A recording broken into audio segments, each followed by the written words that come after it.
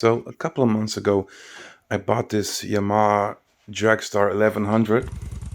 I think it's a build 1999, and it was in a shit condition. I took everything off, cleaned everything, and then I decided to redo the paintwork because there was a lot of damage on it, and so I made kind of my own thing. It took me a couple of weeks, but I think it looks pretty nice. And I also changed the steering wheel. I also painted the rims, and now all I gotta do is put on the front fender, adjust the new headlight, and paint the front rim as well. So let's see how it works out.